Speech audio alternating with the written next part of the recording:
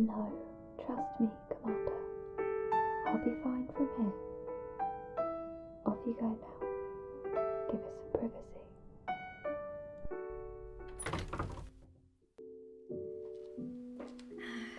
There you are. I thought I'd come and see how you were getting on. My name's Seras. Seras Victoria. I'm a member of the Hellsing organisation. I don't know if you've heard of us, but I'm getting ahead of myself. What do you remember before you woke up here? Well, a couple of days ago, I was called to investigate a certain warehouse with my team. We found a whole load of vampires there, but you were the only one that didn't attack.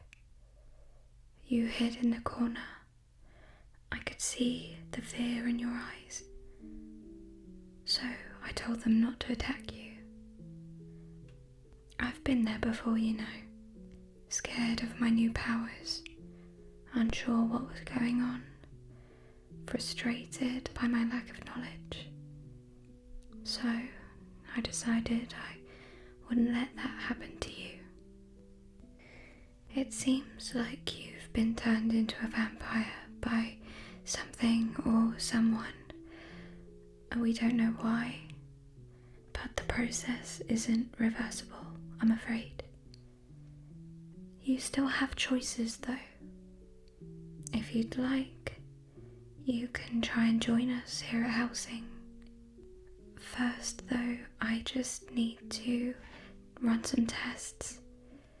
We need to establish if you're a real vampire or one of the ones with the chip in their head. Probably the latter. If you didn't know, there's two types of vampires. There's true vampires. Those are created when another true vampire sucks the blood of a virgin of the opposite gender.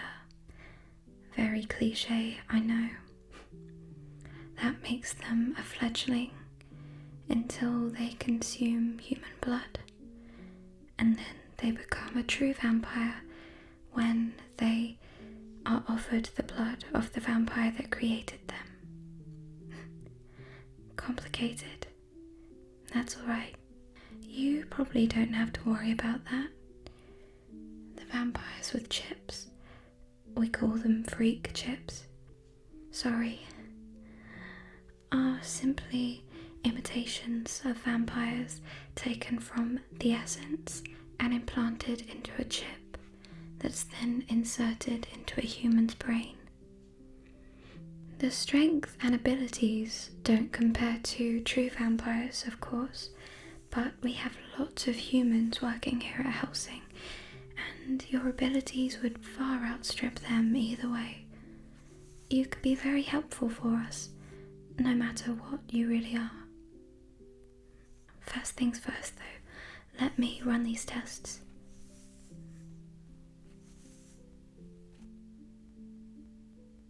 Okay.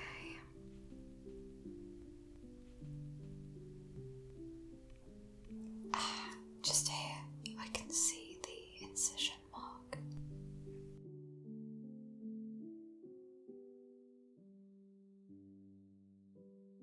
Yep, as expected, there's a chip in your brain.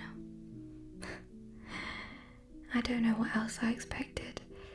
That many vampires in one room couldn't really be anything else. But it's alright. One thing that we're gonna have to do is remove that chip in your brain. That can be a bit more invasive, I'm afraid. It'll involve a little bit of a surgery. But it's pretty hard for you to die now, so I wouldn't worry about the risks. The process of becoming an artificial vampire is non-reversible. Even when the chip is taken out, you still remain a member of the undead very certainly. The issue with the chip and why we can't leave it in is it's used to track your location, diagnostics, and some of them even have a little self-destruct feature. We can't really risk that if you're going to be staying here at the organisation. I hope you understand. Well, as harsh as it sounds, there's only really two options when I say you have choices. You could either stay at the Hellsing organisation. There's lots of options to help out if you don't want to be part of active service, you know.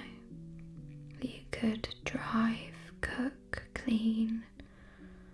There's lots of jobs that keep the organisation running, but we can't just let you go. I'm sure you understand. Artificial vampires pose a threat. They wanted to neutralise you straight away, not take the risk, but I vouched for you and here we are. So, the other option, if you refuse, I could give you a quick death. I completely understand if that's what you choose. I considered it for a while too, but you know, I've come to really love it here. Maybe you should give it a chance. You can always change your mind later down the line. Just a word to me at any time and I can help you escape in a way. So what do you think? From the way you cowered in the corner, I'm guessing you don't have much fighting experience. It's alright. There's plenty of training here if you want to learn, and it'll be pretty easy for you with your enhanced speed and strength. You'd be surprised.